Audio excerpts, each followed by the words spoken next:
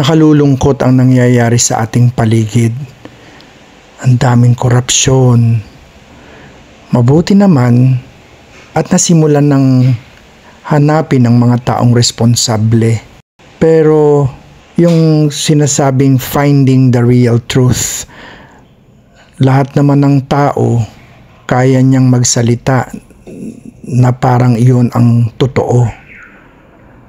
Lahat ng tao may kanya-kanyang hugot, may kanya-kanyang basihan.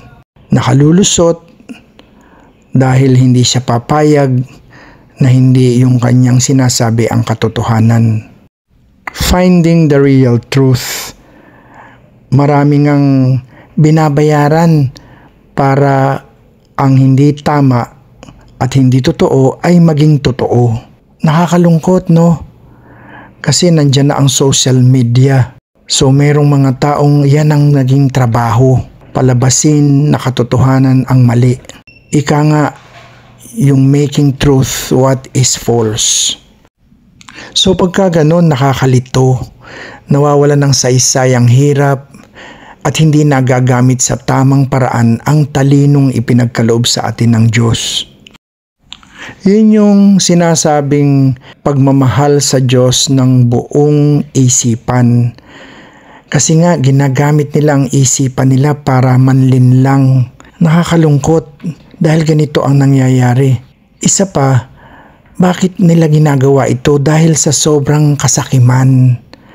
Ang daming mga tao nagtsatsagang maghanap buhay para kumita lang ng pambili ng bigas. Pero bakit sila ganun?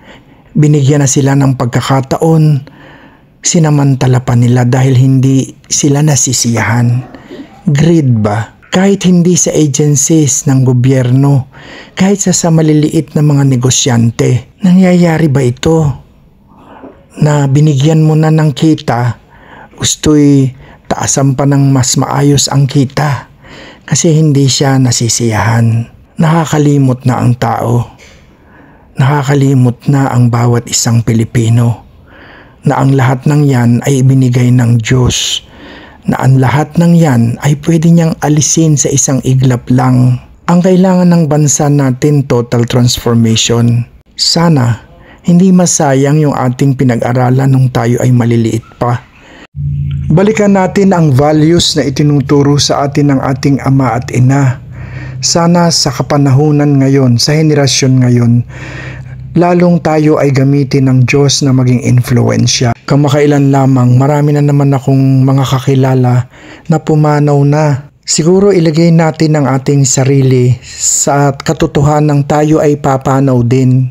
Kung gayon, sana sa mga mambabatas, sa ating mga pinuno, maisip nila na hindi naman nila madadalan lahat yan.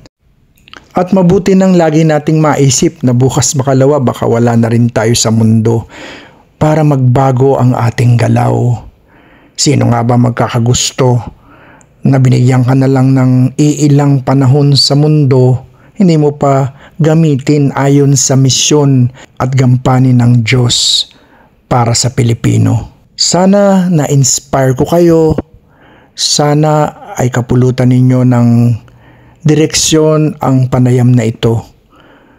Muli, ito ang inyong kaibigan, si Bro Jonats, sa isa na namang Bro Jonats Tip Talks. Hanggang sa muli, tandaan, sa Diyos, laging may pag-asa.